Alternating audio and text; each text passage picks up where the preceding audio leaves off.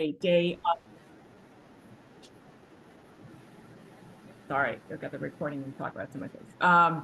This is a day of commemoration for the 6 million Jews that died in the Holocaust, and a chance for us to reflect. For many of us, you took the intro class, some of you took the advanced seminar class or will be taking that class. We started in the beginning of the year with a poem that was titled Dear Teacher. I don't know if you can pull that up on the screen. If you can pull the slide up. Whichever. Okay. All right. For some of you, I know that you started this. I know my class started with this right on the first session of teaching the Holocaust, but it says, Dear Teacher, I am the survivor of a concentration camp. And it talks about that, there were learned engineers, doctors, nurses who all participated in these events, and teach your children, right, how to be empathetic humans. And I hope that for myself as an instructor, and I can speak for my colleagues as well, that we have given you this year the skills, the tools, the language, the resources that can empower you in the classroom to help you make a difference with your students and also within your greater school community. With that now, actually, one more plug just to say, if you can spread the word about the Kean classes for next year to your friends and colleagues. I think off the top of my head, there will be classes in Kean Ocean, Kean Union, Kean Skylands, West Windsor, Plainsboro, Caldwell, Milburn, New Providence, Monroe, and I think that's it, unless I'm missing one. So there are a number of places, and once again, these are tuition waived from the generous donations of people from the Holocaust Resource Center. So this is something that is important to them, and as well as important to us, that we still impart the memory of the Holocaust and the lessons learned from the Holocaust to remember the mantra, never again. So with that, I'm going to turn it over to Allison, who's going to introduce our two speakers for today.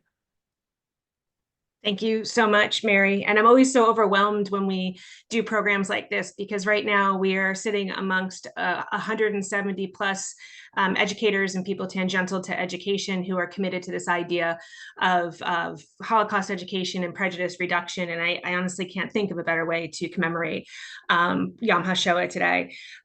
So I have the liberty or the pleasure of introducing our speakers for today. And I just want to go by way of background to say that I am a teacher at the Township of Ocean School District. And this year, because of a grant, we had the ability to work with 2GNJ, which is where our speakers come from.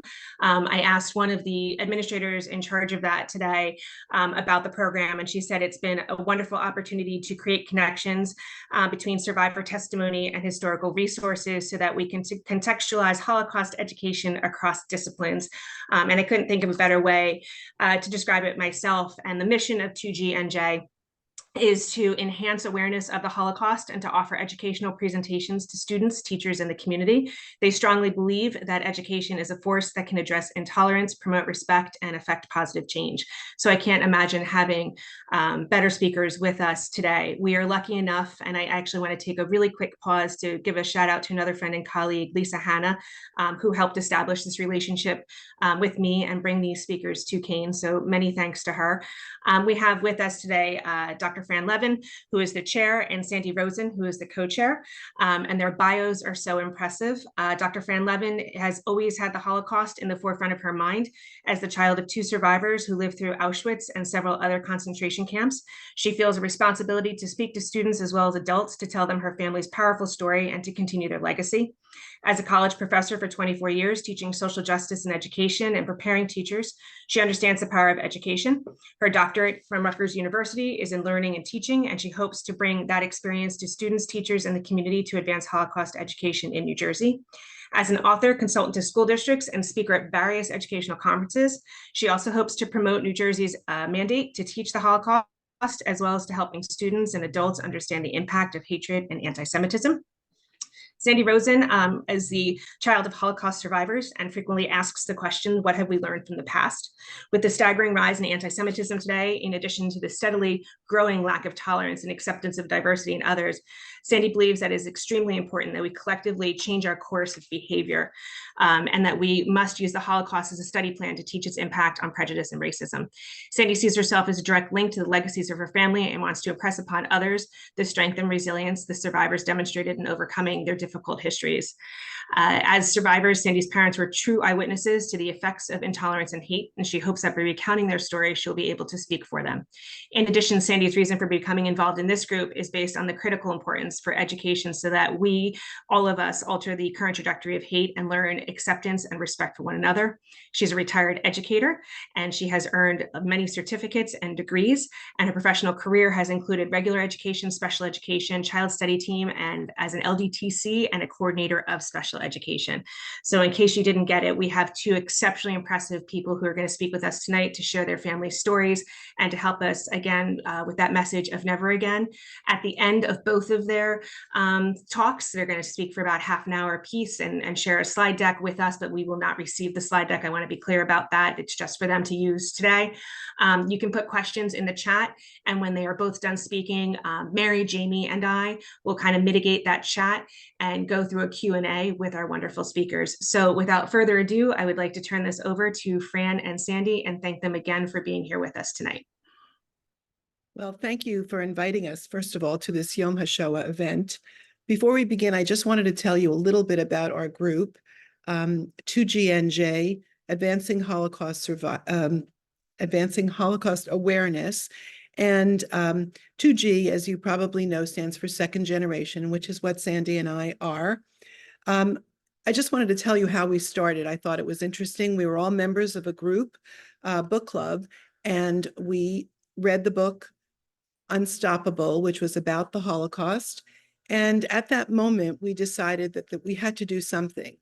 And we wanted to educate students who knew very little about the Holocaust. So we've spoken at schools and educations, and we loved speaking at Ocean Township and at Long Branch this year. And we just feel as though the teachers are really engaged in the teaching of the Holocaust now. Just so you know, we don't charge, and we help districts comply with New Jersey public law, which requires districts to comply with teaching the Holocaust. We're really proud of the teachers that we've worked with so far. They are committed to teaching the Holocaust. And if you're interested in our group at all, we have a website that's 2gnj.org, and we're always happy to accept new people, certainly especially second generation kids of survivors. And we have many people who are not children of survivors, but we welcome everyone. Okay, so let me start and tell you that I'm very happy to be here with you to share my family's stories relating to the Holocaust. As the daughter of two Holocaust survivors, it's really important to me to be able to talk about my parents' experiences and the strength they had to survive and then rebuild new lives. I usually give students a little background when we start. I'm sure you know this, but I'll give it to you just so you hear what we say to students right away. We tell them that Adolf Hitler was the leader of Germany who incorrectly determined that all Jewish people were a danger to German society and that we were basically subhuman. He said it so loud and so often, blaming Jews erroneously for everything that was wrong in Germany, politically, economically, and socially. The sad thing was people started believing him. And I'm just going to put up my PowerPoint. It'll just take me 1 second. Just going to share the screen. Okay, and okay, here we go. Okay, that's me. If you'd like to email me, I am franlevin@gmail.com. Okay, so we'll start with the fact that all survivors, all Holocaust survivors, have a story that and a miracle that explains it. So let's start with the notion that all Holocaust survivors have an amazing story of how they survived that is somewhat of a miracle. As a child, I was surrounded by countless miracles. because the street that I lived on in Hillside, New Jersey, in just about every home on our block, there lived Holocaust survivors. Neighbors and friends who had been through the most devastating life experiences known to humanity, who had figured out a way to live their life filled with hope and strength, family, and great love. They each had stories about how they survived. And when those stories were told, there were always situations that could not be explained other than by saying it was a miracle. So I will tell you some of my family's miracles. This is a question that I think is important. Why am I here to talk to you today? Well, I was a college professor. I taught literacy education and writing and social justice to college students. I was kind of amazed to realize that my students knew very little about the Holocaust. And one day I said, okay, I'm going to tell my family story. And that was the first time I had ever told it to a group. It was very hard. And truthfully, I cried a little bit, and so did some of my students. But I knew it was really important to continue my parents' legacy and convey this history that many do not know. Well, I found out that it wasn't just my students, it was also lots of other people. I did a little bit of research and found out some surveys. There was an NBC News nationwide survey done in 2020 that found that 63% of the people surveyed did not know that 6 million Jews were murdered during the Holocaust. What's even more astonishing to me is that 1 in 10 of the respondents had never heard of the word Holocaust. With the rise in anti-Semitism today, we feel that we have to continue to speak out and help people understand the horrors and the fact that Jewish people were victims. This is a happy picture. There aren't too many in this topic, but this is. This is a picture of my grandmother, who I had never seen until last year when I went to the Holocaust Documentation Center in Florida and found a document with a very, very small, very grainy picture of Hannah Ginsburg. This was really exciting for me because, you see, my parents were both sent to concentration camps and all of their possessions were taken away. So we had no photographs or any belongings of my parents, grandparents, or any other relatives. I like to start on maybe a happy note. You know, when we think of the Holocaust, we always think of the struggles people had to endure, and that is a serious topic, but life in Poland was not unlike how we live our lives today. My parents were both born in Poland and both grew up in happy families with lots of brothers and sisters and extended family. There were 5 children in my mother's family and 4 children in my father's family. Life before the war, although there has always been anti-Semitism, life was fairly good. Both of my parents went to public school. They had friends. They celebrated with their families. There were children who played. People went out. There were parties, there were sports, and music was listened to. Until all of that changed when Hitler gained power in 1933. This was the beginning of the Holocaust, and I'll give you the definition that the Holocaust Memorial Museum uses. The Holocaust was a government-approved, systematic, state-sponsored persecution and annihilation of European Jews by Nazi Germany and its collaborators between 1933 and 1945, and the murder of 6 million Jews and the murder of 6 million people of other groups who the Nazis incorrectly felt were somehow less in their minds than Germans of pure blood.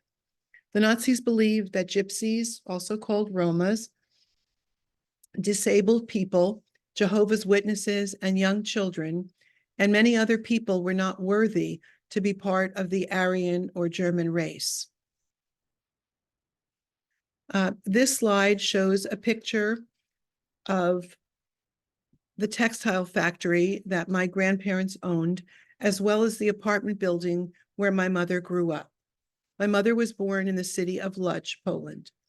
Most of her family lived in that apartment building, including her parents, her siblings, her grandparents, aunts, uncles, and cousins. My mom was the eldest child of 5 and was married at the time that the war began. She was 27 years old, and she and her husband moved to Warsaw, Poland, to begin their new happy life together. They soon had a baby boy they named Elian, who was the joy of their lives. One day, my mother's husband was at work, and Nazi soldiers came and took him away just because he was Jewish. My mother found out from his coworker that he had been dragged on the floor out of his workplace and killed by the Nazis right then and there in the street. My mother was devastated, obviously, and not knowing what else to do, she and my half-brother, Elian, planned to go back to Lodz to be with her family. They never made it back to Lodz. They were, however, captured by the Nazis and shoved into a transport train, which was actually a cattle car. And this slide shows an authentic cattle card on the left-hand side that was later donated to the Holocaust, much later, donated to the Holocaust Memorial Museum in Washington, D.C. If you look carefully, you can see that the door has been taken off, so that you can see the hooks on the side of the train designed for cattle. With more than 100 people crowded in the cattle car that was really too small for half that number, they had to stand for at least 12 hours during the journey. No food, no water, no bathroom facilities, just a bucket. No ventilation, and just a small, thin band of light really made this trip a nightmare, which led them first to Majdanek concentration camp and then their final destination, which was Auschwitz concentration camp. Oops. This slide shows people boarding a transport train and another look at a cattle car. When my mother and Elian arrived in Auschwitz concentration camp, my mother remembered seeing people who would not give up their belongings. And if you look at that slide on the left, you can see people have what look like backpacks and suitcases and lots of other smaller pieces of luggage. My mother remembered seeing people who would not give those things up that they brought with them, and those people were beaten, punched, and kicked. The Jews in Lodz were told by the Nazis that they were going to a resettlement camp and that they should bring all of their belongings, especially their valuables. Obviously, the Nazis told them that so they could confiscate their valuables. My mother also remembered hearing loud barking dogs, which is why we never had a dog. I never had a dog growing up, and my mother was deathly afraid of German shepherds. She also remembered smelling a very pungent, unfamiliar odor in the air, which was coming from the crematorium. And that is where people, either who were already dead from the gas chamber or people who were being cremated or burned in large ovens. My mother was terrified, especially since she had her baby with her.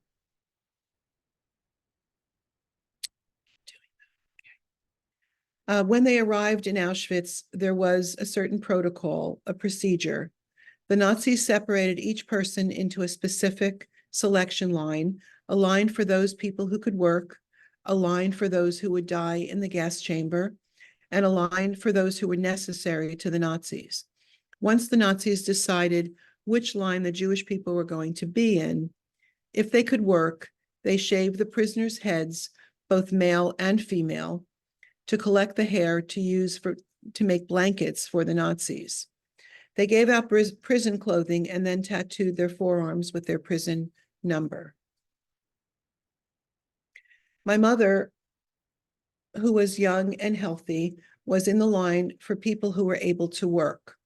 It was winter, and my mother wore a very heavy coat and hid Elian inside her coat. I remember my mom telling me that Elian, who was 2 years old at the time, did not utter a word or even a sound while in her coat. That alone seemed like a miracle.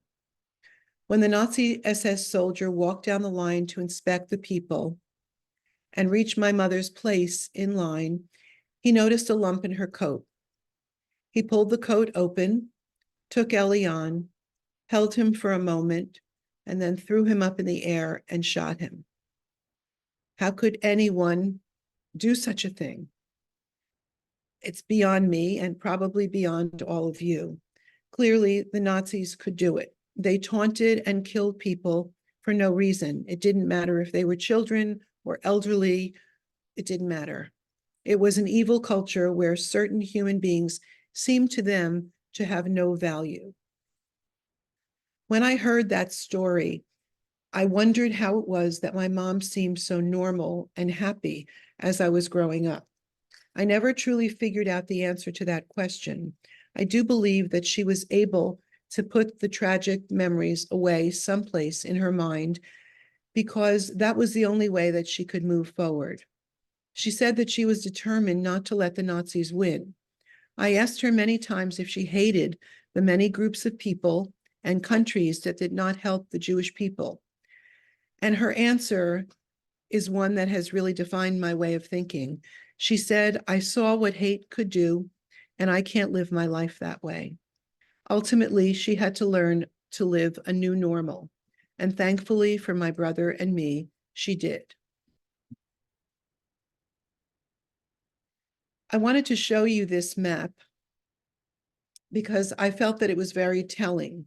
The beige color countries indicate all the countries that Germany occupied, and you can see the size of that area. The gold color countries were German allies, those countries that cooperated with Germany, and they were Croatia, Bulgaria, and Romania. The green represents those countries that liberated the concentration camps, including Great Britain, the Soviet Union, and parts of Italy. Of course, the United States also liberated many concentration camps, but I really wanted to show you the map of Europe and focus on the number of countries that Germany occupied. Between 1933 and 1945, Nazi Germany established about 42,000 camps of various types for the imprisonment of Jews and other enemies of the Reich across Europe. Concentration camps, labor camps, prisoner of war camps, transit camps, and killing centers. Auschwitz was not only the largest concentration camp, but also the largest killing center. Between 1.1 and 1.3 million people were murdered in Auschwitz, including political prisoners, gypsies, disabled people, children, people who were considered antisocial. But 9 out of every 10 people killed at Auschwitz were Jewish. This is a picture of 1 million shoes, more than 1 million shoes that were taken from the prisoners. My mother was held in Auschwitz for at least 2 years and had many near-death experiences. Early on, she was put in the selection line for death in the gas chamber. As she stood in line waiting to die, suddenly a female SS soldier walked by her, stared at her for a moment, and then roughly pulled her out of the line and shouted, "I'll take this one. She can work for me." My mother was confused, but then realized that the SS woman was her childhood nanny. How unbelievable was that? This woman, who was thought of by my mother and her family when my mother was a child as a kind woman, she had a side of her that was cruel, heartless, and vile. Her former nanny gave my mother a job. My mother worked for her in a job that made her feel very guilty. She had to go through clothing, shoes, and other items of the concentration camp prisoners to see if there were any hidden jewelry or money sewn into the fabrics. This was really difficult because she could really see what the Nazis were taking away from prisoners, and she felt powerless to do anything about it. The women had to work outside in the freezing cold and in the stifling heat, often with little adequate clothing. One of the jobs the women had to do was to move heavy rocks, sometimes weighing 50 to 60 pounds, from one spot to another all day long. Can you even imagine that sometimes they had to run with those heavy rocks? Of course, there was no purpose to this job except to torture and demean the women. Some of the women were barefoot and some were sick. Many died doing this meaningless task. Conditions at Auschwitz were obviously excruciating. Everyone was malnourished and often very sick. My mother had typhus as well as several other illnesses while she was at Auschwitz. She felt certain that if she ever survived, and she didn't think she would never be able to have more children. As it was, she had lost her husband, her son Elian, her parents, 3 siblings, Isaac, Renee, and Sam, her grandparents, and many cousins, aunts, and uncles. My mother lived with many women, and you can see in this picture of the barracks, they're very crowded and cramped, and they were all beaten, starved, and broken. They were given just enough food to stay alive. And I put this into perspective for students because the women had about 300 calories a day. And since we normally talk to teenagers, a 13-year-old boy needs about 2,000 calories a day just to maintain his weight. In light of the starvation, the Nazis used the desperation of the women to further demean them. As an example, the SS would sometimes come into the women's barrack and give some of the women in the barracks a whole loaf of bread. Well, when I heard that, I said, well, that sounds good, right? But since they were all starving, the women fought over it. Sometimes the bread would be in pieces all over the dirt floor.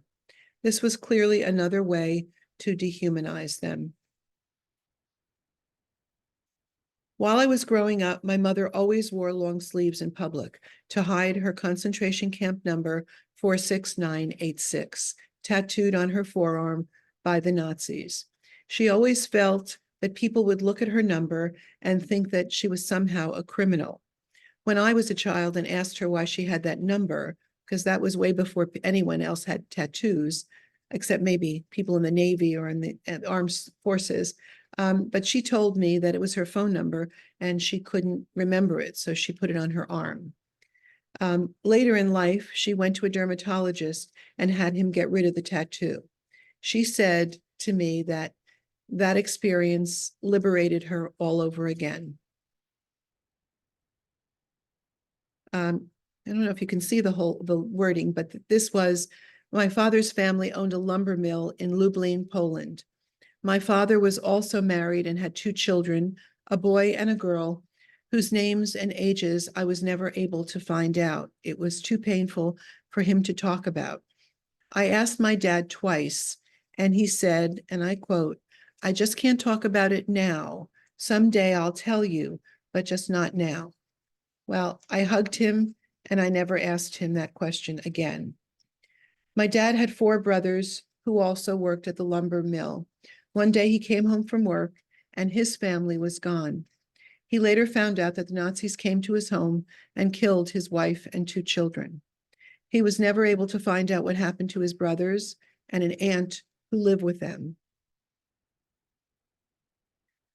My father was a well-educated man who went to a university in Poland. He spoke 7 languages, and that's really how he was able to get through the war. The Nazis needed him to translate documents. He spoke Polish, German, Russian, Hebrew, English, Yiddish, and Esperanto. And in case someone is not familiar with Esperanto, as I was not, for research and my parents telling me, Esperanto is an international language, has a lot of Spanish in it, and as well as many other European languages.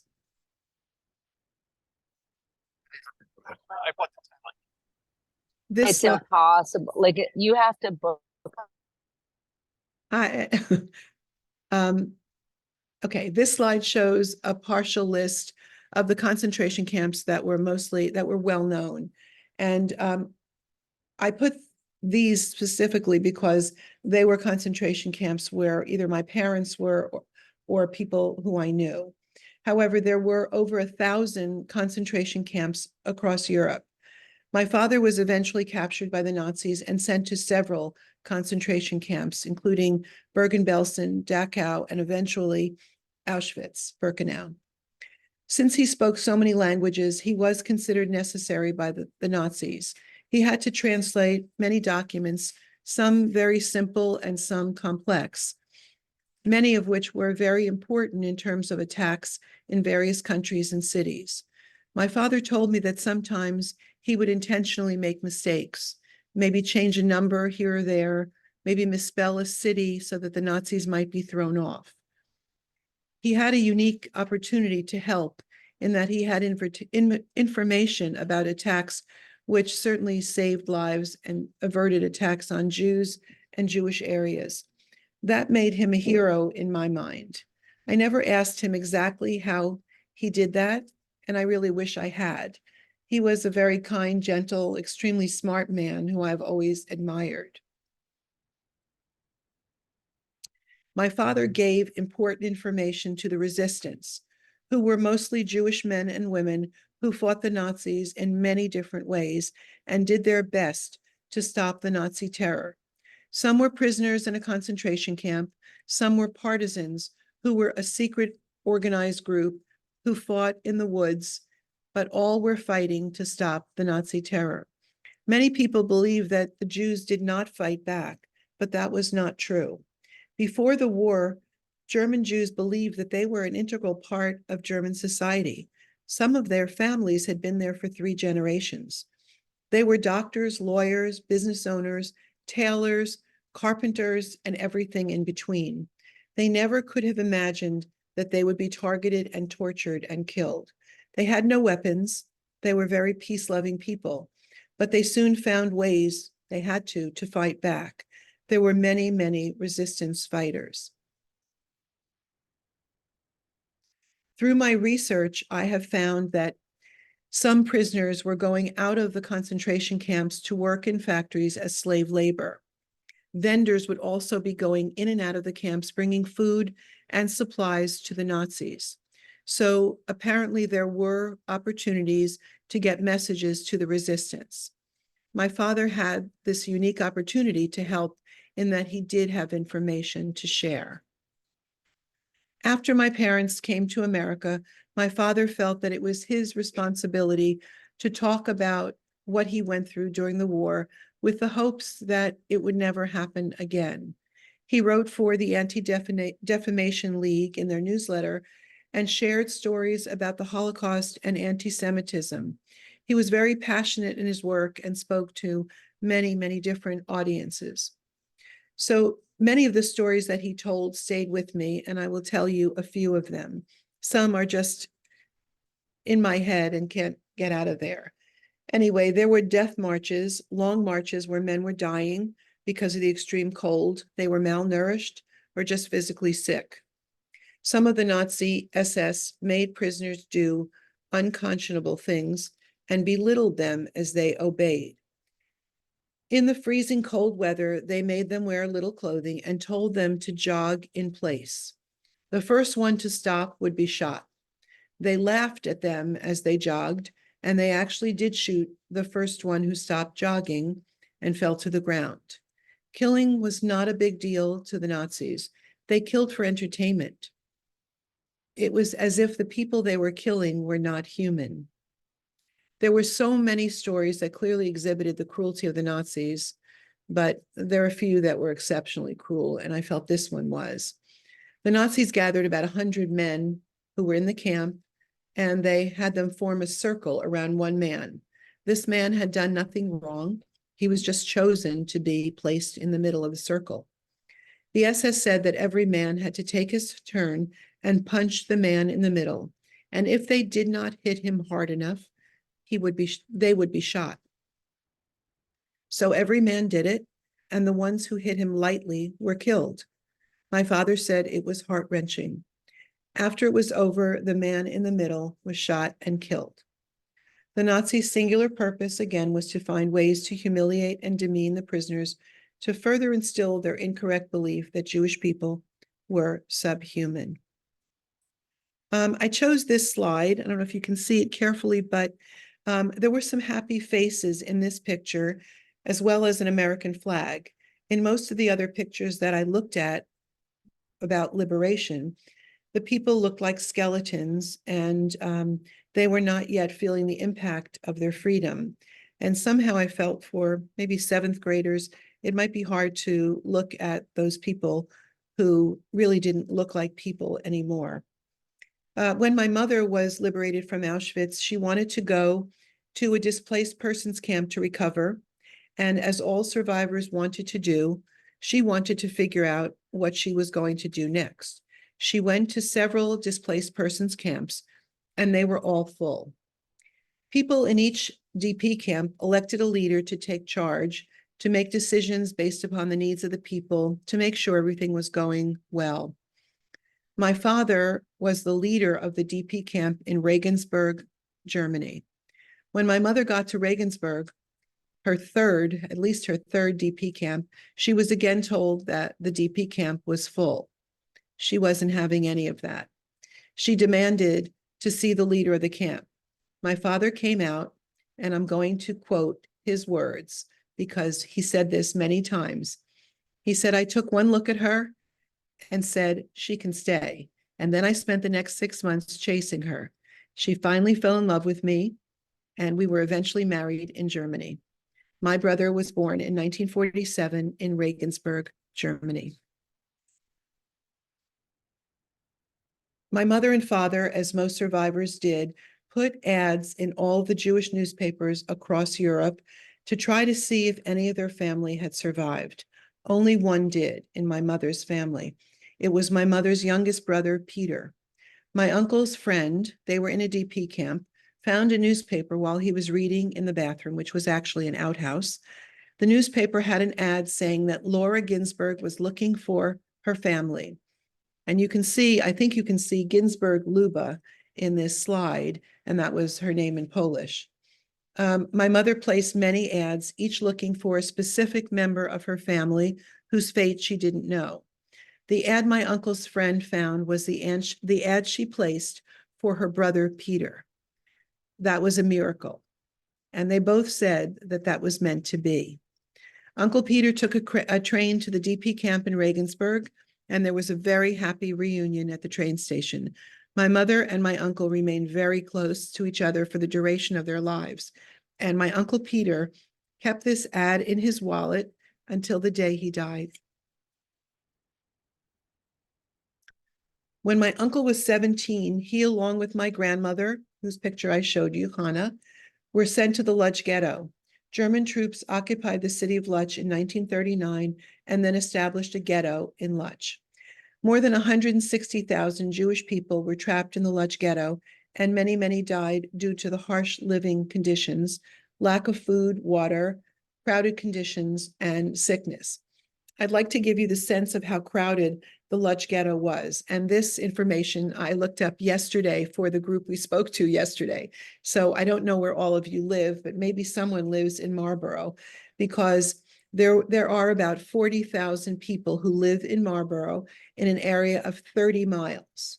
In the Lodz ghetto, there were 160,000 people who were crowded into an area of 1.5 miles. So that is pretty astounding when you think about it. My uncle had some amazing stories of his life in the camps, more miracles.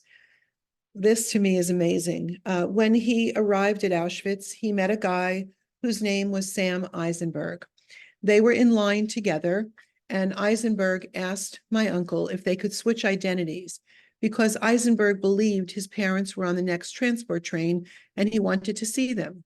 So Peter Ginsburg, my uncle, who believed he had no family left, he was 17 years old. He didn't really care what happened to him. He said, fine, we can switch identities. So Peter Ginsburg became Sam Eisenberg, and they switched shirts that had their last names printed on them. Shortly afterwards, the Nazis took the real Eisenberg, who had a shirt that said Ginsburg, to the gas chamber. My uncle survived. Another example of the fact that each survivor has his or her own miracle. My parents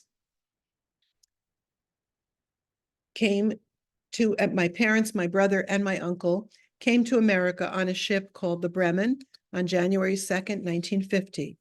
When they arrived in New York, just like most survivors, they had nothing. My father said he had $17 in his pocket, and I'm not sure how he got that, but anyway, they were supported by the American Jewish Congress, who provided an apartment in Manhattan and some pocket money. My father got a job at the docks in Newark. He woke up every day at 4 a.m., took the train to Newark, and did the work. When he was finished with work, he went into Manhattan and took courses at NYU. Ultimately, he chose to get his real estate license and then went to work in New Jersey.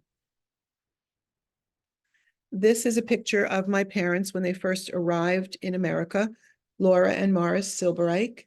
I wanted to show them to you. My parents believed that their experiences in the Holocaust should not define their lives, and I wanted to show you proof of that. Here's a picture of my parents later on in their lives, happy and going to a party, and I wanted you to see that too. This is a picture of a family holiday. Not everybody was there, but I thought it was important that you see this. This is my daughter, Jessica, and son-in-law, Jason, and Ryan, Emma, and Noah. And wait a minute, and one more. This is my son, Jared, and his wife, Robin. And I believe that my family is a tribute to my parents' legacy. I believe the lesson my parents taught was that no matter what difficulties and tragedies life presents us with, it is possible to recover and move forward in your life. It's important for all people to understand what Holocaust survivors lived through and the strength they had to start over. And finally, I believe that you hearing my words today continue the legacy of my family. If my parents were here today, they would say to you, and I'm sure this is not anything that you don't do, of course, accept other people's differences, fight racism and prejudice, stand up for people who are in danger, don't be a bystander, and never forget the lessons of the Holocaust. Thank you. Now. Okay, I'm going to stop the share and we'll move on to Sandy. Okay, just give us 1 second. Sandy, ready? And while they're switching gears, just a reminder that if anybody has any questions, you can just drop them in the chat for us.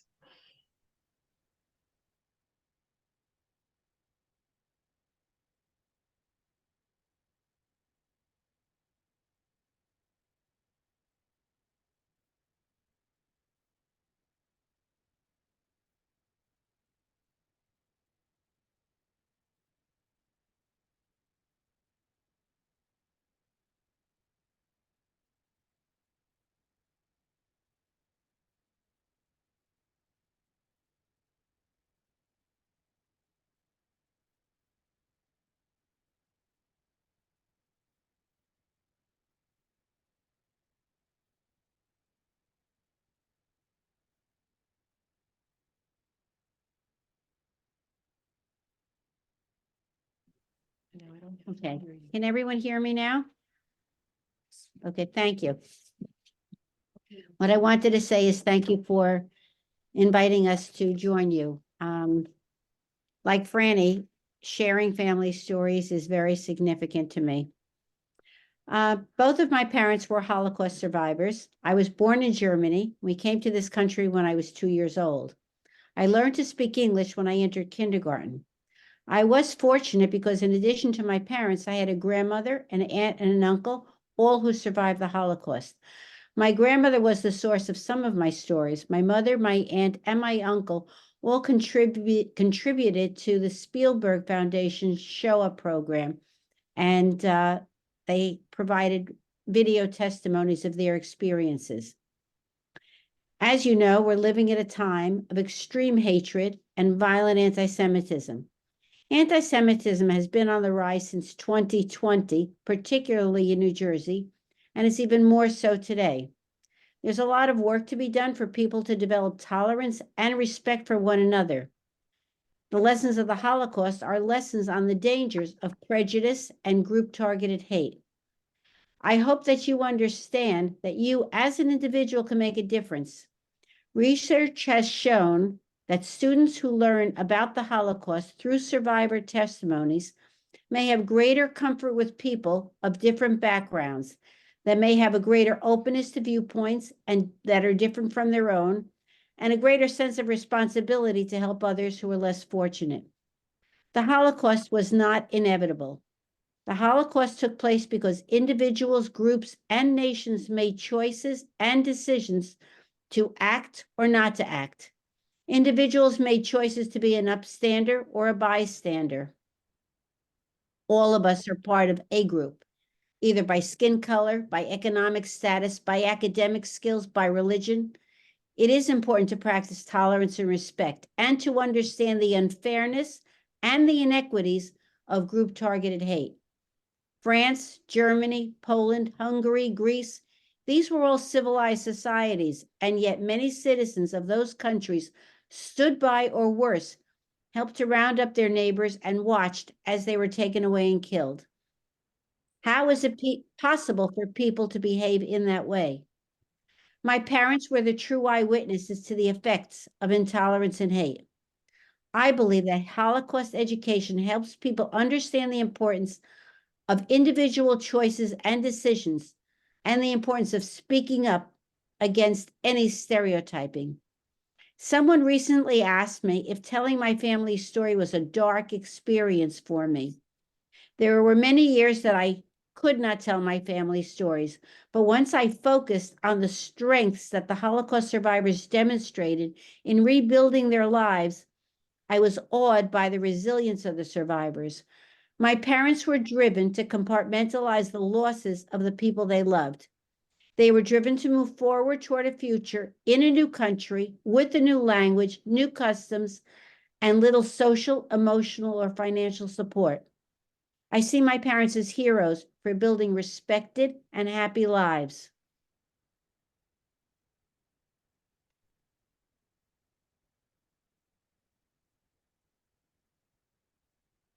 Brandy, Yes. I can't get it to move. I'm sorry. Oh, sorry. I found it. Okay, I'm ready now. I think I got it under control. I apologize.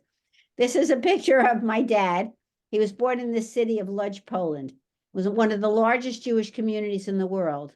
Before the war, my dad had 2 brothers and 2 sisters, a mother and a father. After the war, he had no one. Before the war, my dad's family had a small grocery, and he had a happy family life, including family activities and sports. Germany invaded Western Poland in September 1939. 1 week later, the Nazis marched into Lodz. My dad was 18 years old. About 5 months after the invasion into Lodz, my dad and his family were forced to move into the Lodz ghetto. They were only able to bring what they could carry, and they had to make painful decisions as to what they would take with them. After the Jewish residents were forced to leave their homes and properties, Nazis came into the homes to inventory the property and claimed that the property now belonged to the state. People's homes and belongings were given to Nazi sympathizers or sold at auction to the locals. Thus, the locals benefited.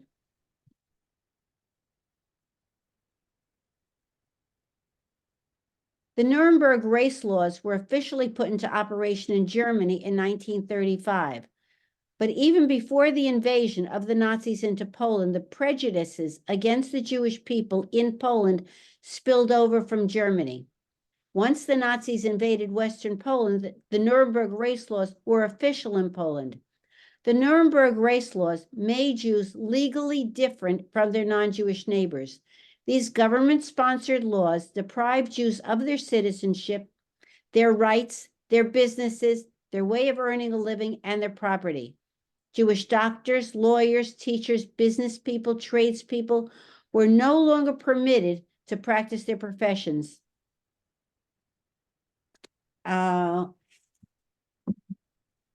Okay, just 1 second, please.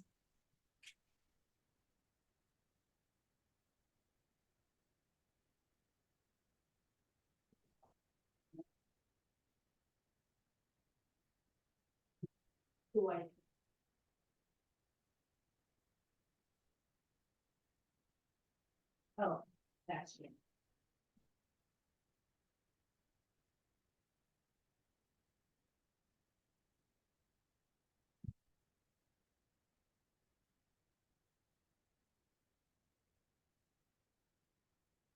I am sorry. Can you hear me?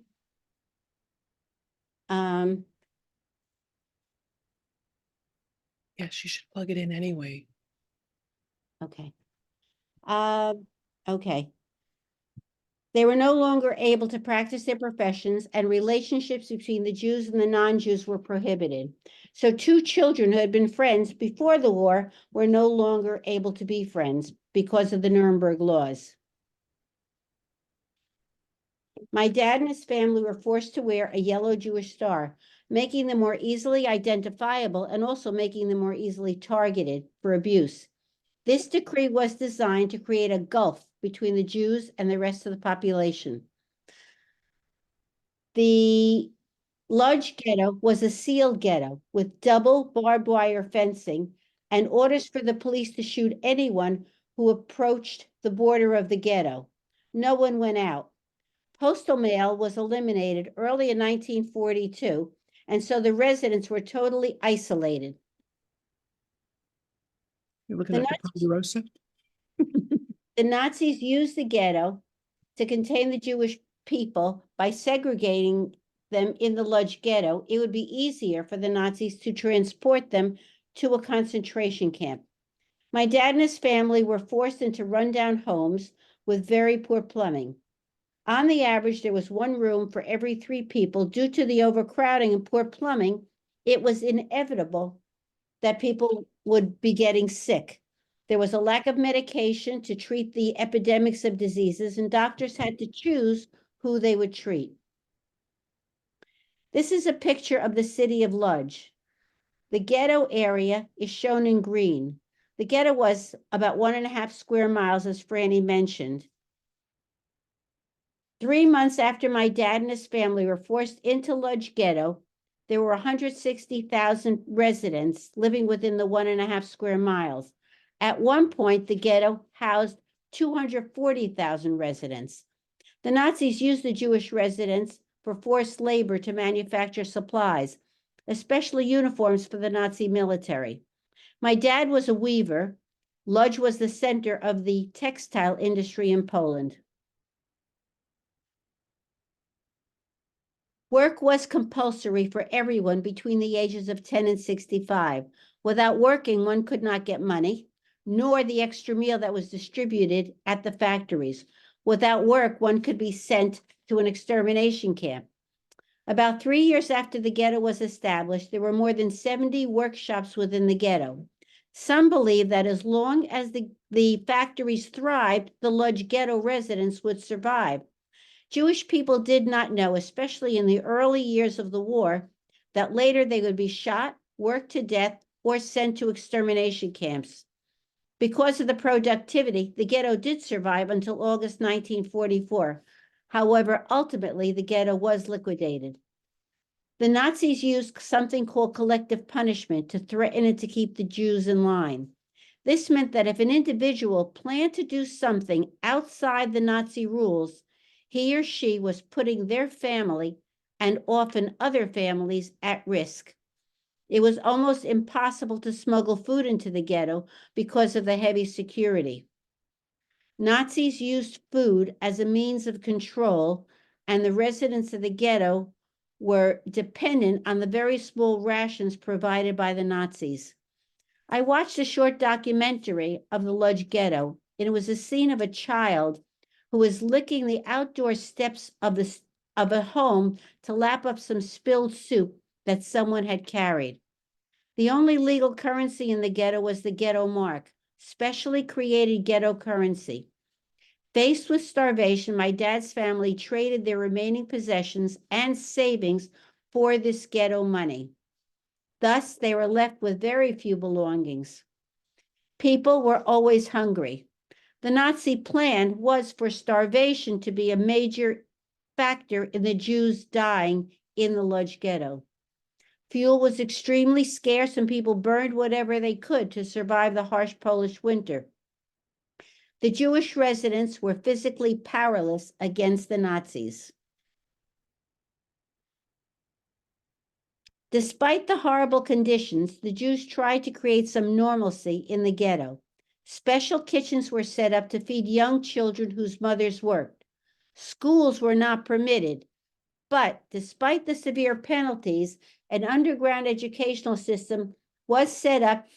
There were more than 40 schools from kindergarten through high school with a total enrollment of 15,000 children created.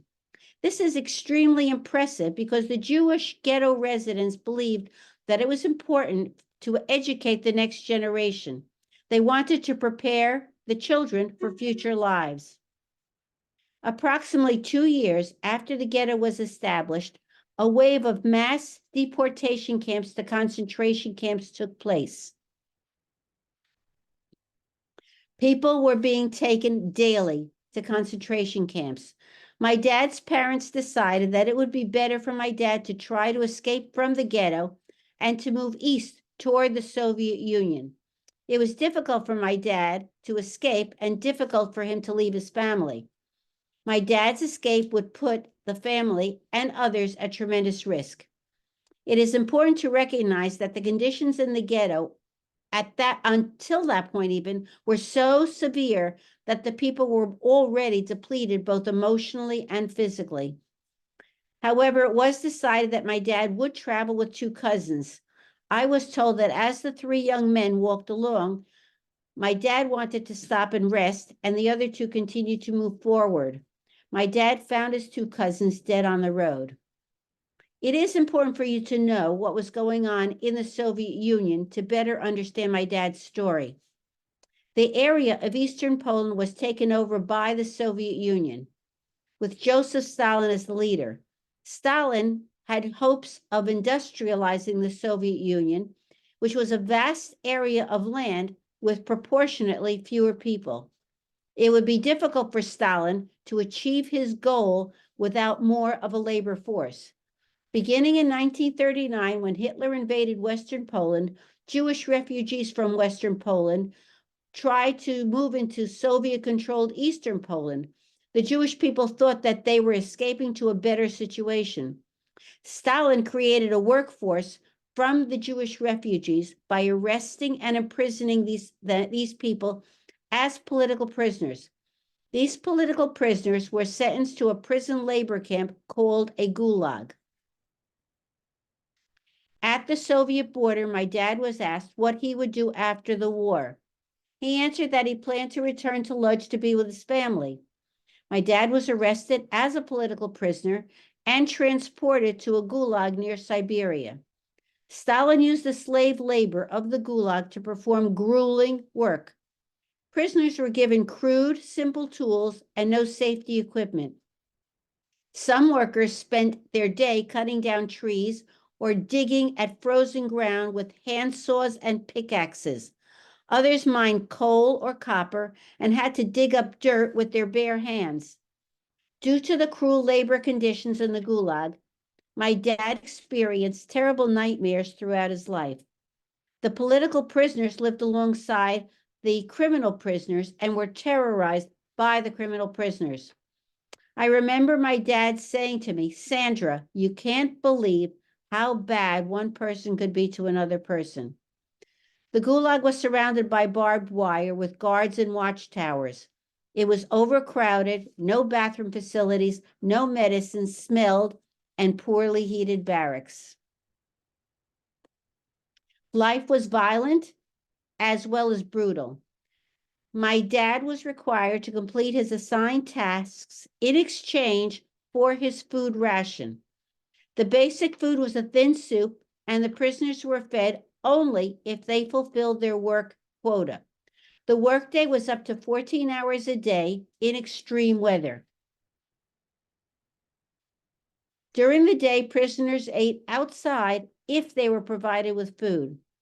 Life expectancy in the gulag was about 2 years because of frostbite, up to minus 45-degree Fahrenheit temperatures, very low food rations, and incurable sickness. I believe that my dad was in the gulag somewhere between 2 and 3 years. My dad said that there were times that he ate grass. One time I asked my dad to tell me about his experiences. I remember this clearly. He sat back in his chair. He was quiet for a moment, and he said, quote, You want me to tell you that they let the dogs piss on me? I never asked him again. Even after many years passed, my dad still did not believe that he had lived and survived through his experiences. My dad had trouble accepting the bad behaviors of others and sadly said people can be like animals. My dad spoke in a broken English, and with a heavy accent, he taught me, you don't do to somebody else what you don't like it. My dad was a very good man. He treated people with kindness. After his release from the Gulag, my dad traveled back to Lodz, Poland. He found no family nor extended family. After the war, my dad traveled to an American zone, displaced persons camp near Munich, Germany. My dad had been on his own for several years, surviving very difficult circumstances. In order to survive, he had learned to live by his wits. My dad had a difficult time with trust, but eventually was able to make his past less prominent and to make his present and the future the focus of his life. This slide is a handwritten account of my mom's experiences. Some of what I tell you today came directly from her written or her oral testimony. My mom was born near the border of the Soviet Union. The people lived in small wooden homes surrounding a central market square. My mother lived with her mother, her father, 2 brothers, and his sisters. The family lived near aunts, uncles, cousins, and grandparents. She had a very happy family life. The town residents were both Jews and non-Jews, business people, tradespeople, and farmers. There were episodes of anti-Semitism, but there was also an economic interdependence among the Jews and the non-Jews. My grandparents grew and sold produce. My mom began school at the age of 6, but was forced to leave school at the age of 13 when the Nazis came into the government. The Nuremberg race laws from Germany in 1935 spilled over into Poland and affected the way my mom was treated in school. There were always prayers in her public school program, but after 1935, she was required to leave class and to stand in the corridor during prayers. Jewish children were marginalized. This map shows that Poland was split between Germany and the Soviet Union. This was a secret agreement made between the 2 countries. At first, the people were happy to be under the Soviet Union in the area where my mother lived. Although there was anti-Semitism, people thought it would be better than life under the Nazi regime. The communist government abolished all religions. Houses of worship were forbidden. Businesses were nationalized. Those who were considered to be educated or rich were arrested and sent to a Soviet special settlement camp near Siberia. Despite the secret pact between Germany and the Soviet Union, Germany invaded Poland in June 1941. The war was on. My mom was 13 years old. Soon after the invasion by the Nazis, a group of special soldiers, a mobile killing group called the Einsatz Commandos, showed up in my mom's village. They started to round up all the Jewish men. My mother and her family were at home. In my mom's words, neighbors showed the Jewish houses, and soon my father, my 2 brothers, my uncle, 3 cousins, and all the men they could find were taken. This was a Nazi roundup of approximately 400 men and boys. My mom's dad was 42 years old, along with her brother Asher, 16, and her brother Beryl, 14. They were taken to the market square and then marched into the local forest, forced to undress, and shot to death. My grandmother had to cope with the murder of her husband and her 2 sons. In my mom's words, we were frightened. We were told by the Nazis, you are nothing. Thanks to her, meaning my grandmother, we are alive today. She, my grandmother, was able to adapt and knew how to fight. End quote. Life was very difficult, and the family found it necessary to barter their household items for food. My grandmother told me that she arranged with her neighbor, a farmer, to take her remaining items in preparation for her move into the ghetto. In exchange, his farm would serve as a meeting place should she and her daughters be separated. In September 1942, my grandmother and her daughters were forced to move into the Yanov ghetto. They were given several hours to vacate their homes. My mom said they brought food, pots, books, and pictures. My grandmother, my mother, and my aunt were fortunate because they were able to move into the same home with relatives. This home that would have accommodated a small family was now home to 14 people. The houses in the ghetto were older and close to one another. Barbed wire surrounded the ghetto. My mom described her day in the ghetto. Police directed her and her sister Paula to clean the streets. Some men went to the lumber mill to work and were marched in a column outside the ghetto. People who were assigned to clean the railroad tracks, both Nazi and Polish police, oversaw the work details. There were no schools in the ghetto, and children over the age of 12 were assigned to work. One day, Nazi soldiers came to the ghetto looking for young girls. The soldiers wanted to take my mother and my aunt. My grandmother was able to convince the soldiers not to take her daughters. Because the Nazi roundups were a frequent threat, my grandmother and her brother decided to build a false floor in which to hide from the Nazi raids. Using spoons and other primitive digging items, they dug out the dirt and replaced the floorboards, planning to lie flat to hide under the floorboards. The space was very narrow, but the space would fit everyone if they laid down next to one another. The entrance was through a tunnel from the outside.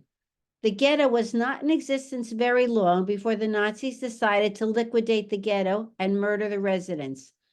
My mom's words, the dreadful day arrived. The SS surrounded the ghetto. The gate opened and they started to round up people, women, children, the doctors, nurses, the sick, the board of elders, everyone. This was the final liquidation of the ghetto. My family hid in the specially prepared hiding place under the floorboards. All day long we heard footsteps above, but they, the murderers, could not find the entrance to the hiding place. When the Nazis realized that many people are hiding, they proceeded to burn down the entire ghetto, the hiding place with the people in it. We started to smell smoke. That's when my mother pulled my arm and said, "Let's get out, otherwise we all will choke to death." She pulled also my sister Paula, and 3 of us run out the barbed wire. And luckily, we found a small opening to escape. It was already dark, and the bullets didn't reach us.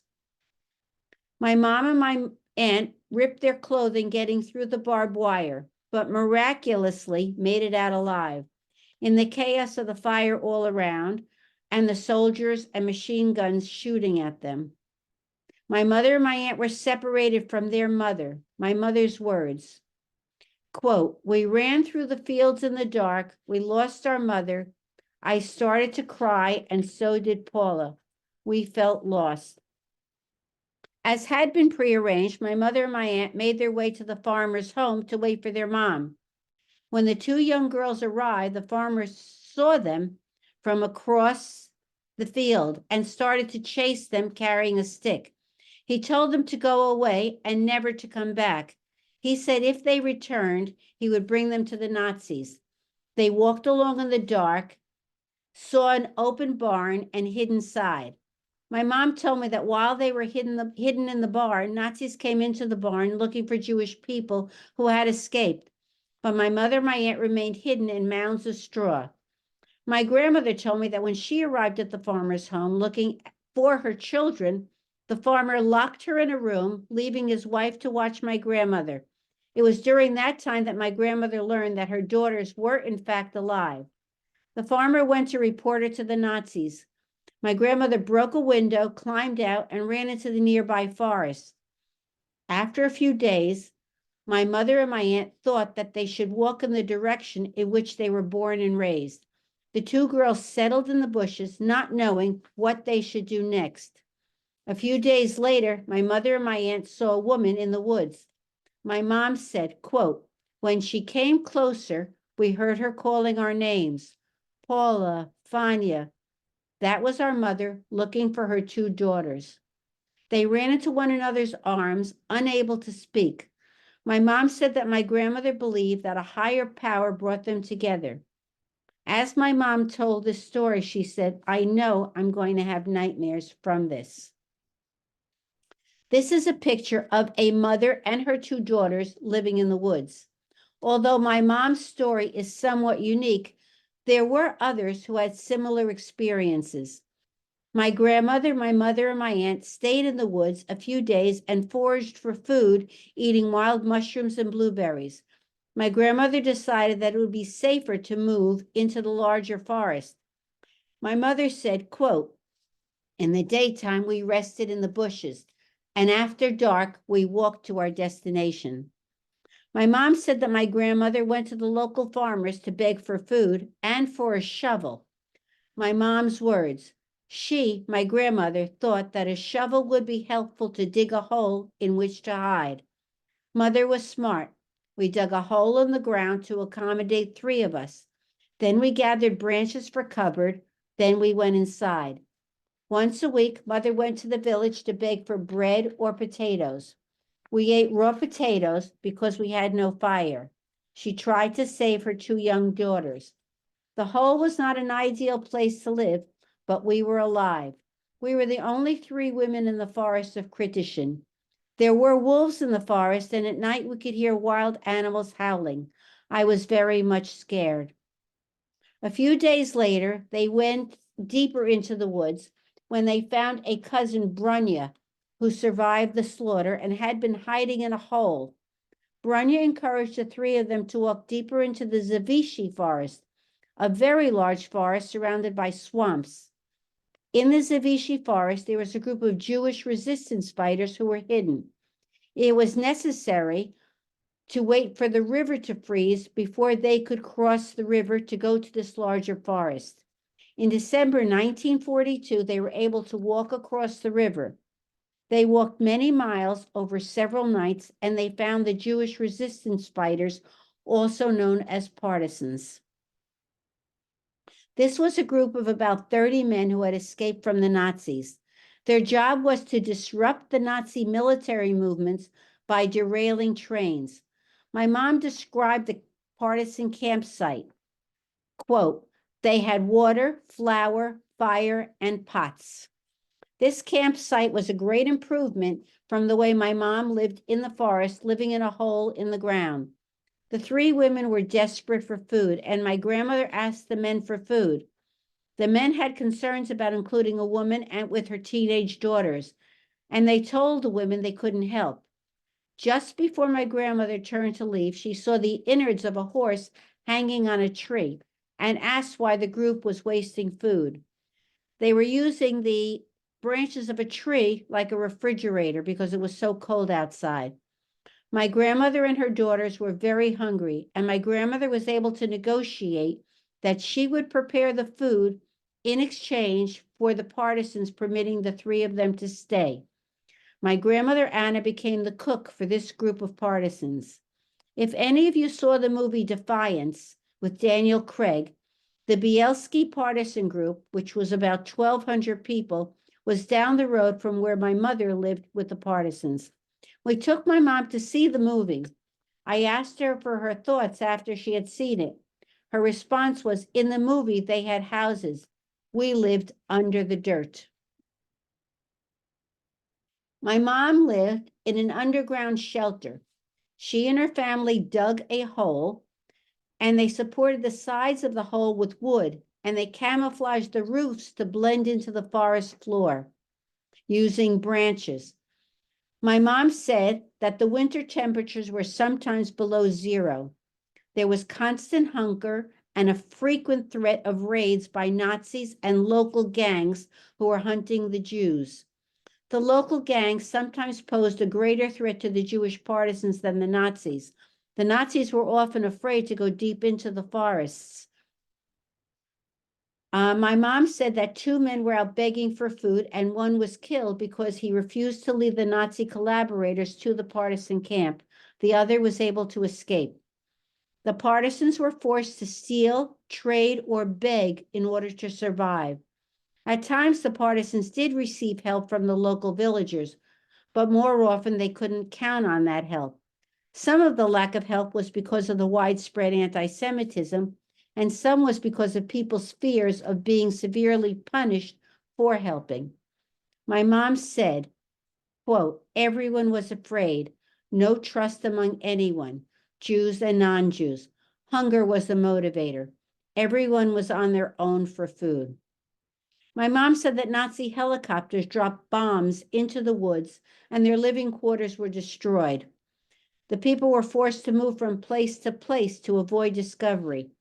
Winters were especially difficult because they were forced to raid farmers' food supplies to eat, and they tried to survive the very cold winter. When they had to leave the shelter to find food, they were mindful of leaving tracks in the snow. My mom said that the first winter that she was there, the Russians came into the woods looking for the Jewish partisans. The second winter, 1943, a group of armed Russian partisans arrived in the area. The commander was sympathetic to the Jews and offered to put this group of Jewish resistance fighters under his command and protection.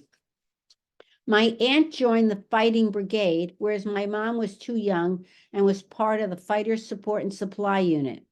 The commander's men brought supplies to build an oven along with flour, cows for milk, and meat. In addition, the group was left with 10 rifles for protection. This is a picture of my uncle Isaac, who would later marry my Aunt Paula.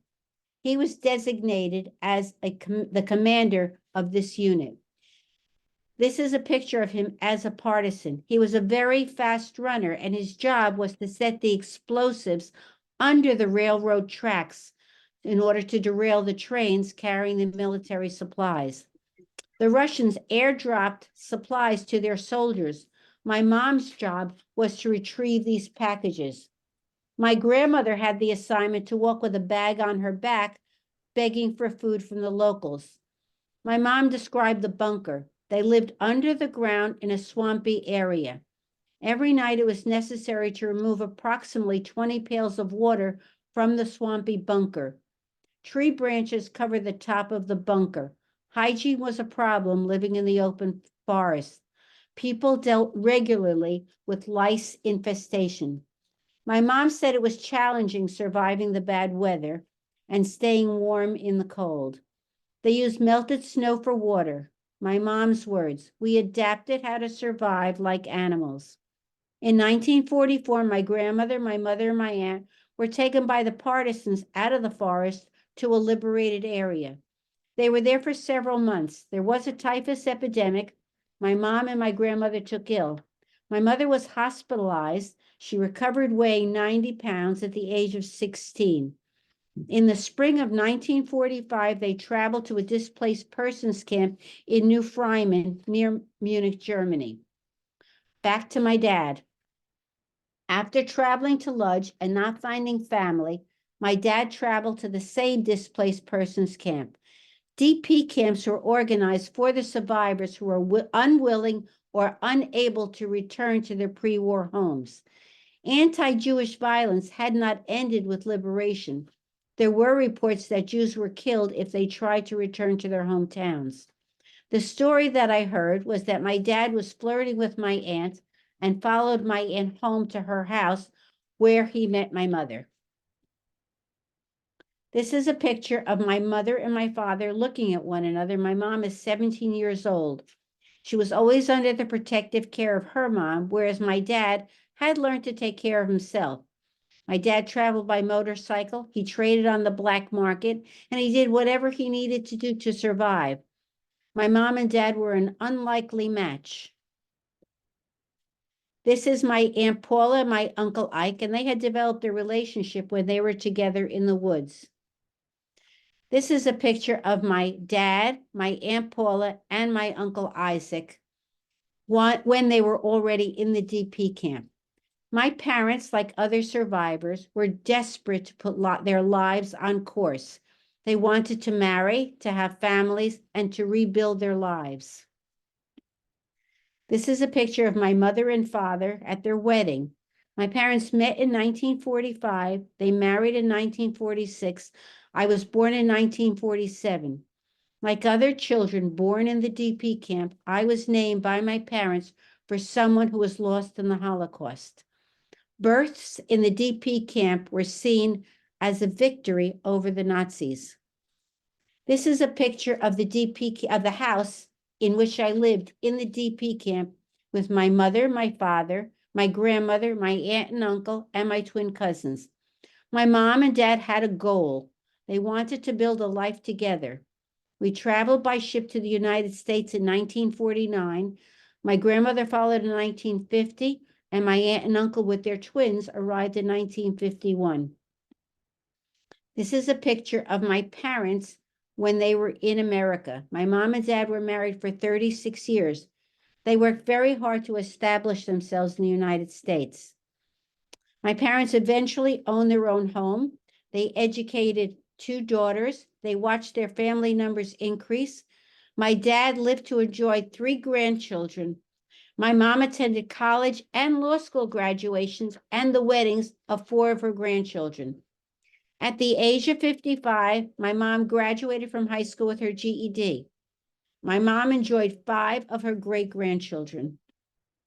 And it is fitting that I end the talk with a picture of my grandmother and my mother. Thank you.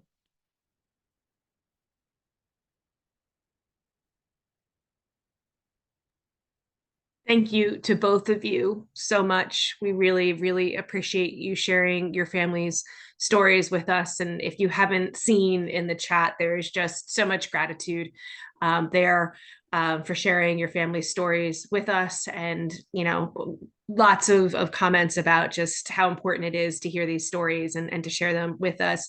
Again, I just want to remind everybody, Mary and I are watching the chat, so if you have questions, you're more than welcome to throw them in the chat. Fran, we did have 2 for you right after you finished speaking, so I just want to pull those up really, really fast so I can ask them to you.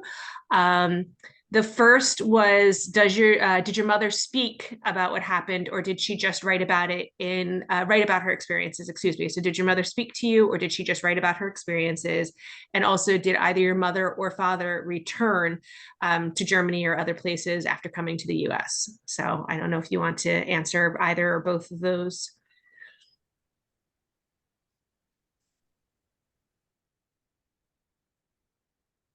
Franny, I can't hear you.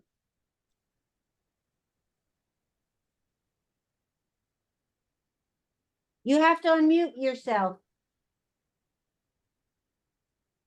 That's what Right. happens. That's what happens when you deal with older people. No, it's absolutely not. And I say this as a teacher, not true. their way right through No, COVID. They're still making these mistakes, so don't you worry about it. Sorry about that. Anyway, my parents would never, ever consider going back to Germany. And people have asked me if I would go, and I don't feel comfortable, even at this point. And as far as my mom, she never talked about it at all, except when I was in college, I was taking a Holocaust course, and I came back and sat at the kitchen table with her and told her that I was taking this course. And I don't know what made her tell me, but she told me the whole story about being married and having a child and losing the child and the details. And the 2 of us cried for about, I'd say, 2 hours. We just couldn't stop. And but most survivors did not tell their children until they were much older. The only reason I knew my father's stories is my father, from the time I was in 4th grade, my father always asked me to proofread his articles for the Anti-Defamation League, because in the other languages, the verb and the noun were switched, and he was always confused about that. So I knew some of the stories from him. He spoke more, and my uncle Peter was really the one who told me everything.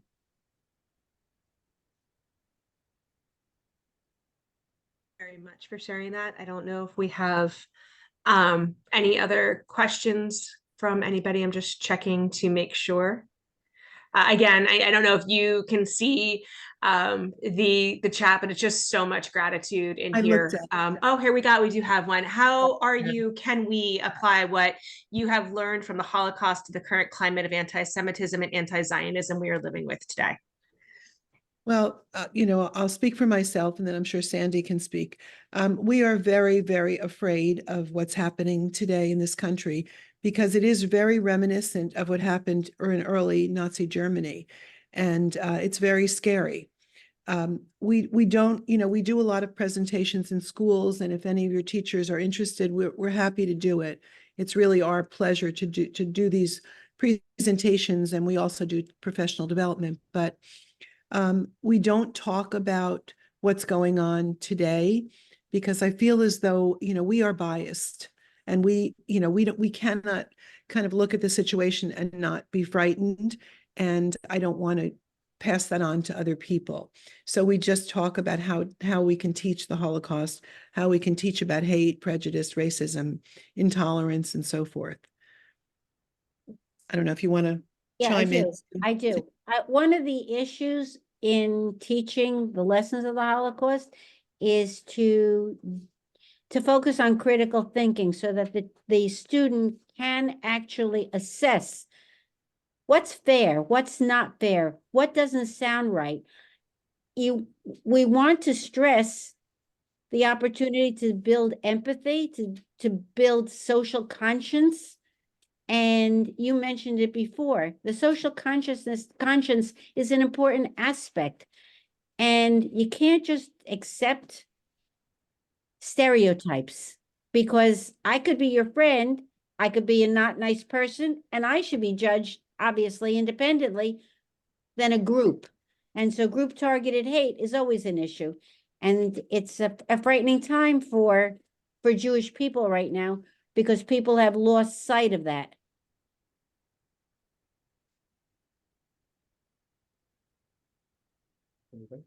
So much. And again, thank you for sharing with us today and for making this just an absolutely perfect Yom HaShoah commemoration. I'm going to turn it back over to Mary to close us out this evening. Let me just make sure I'm unmuted. Yes.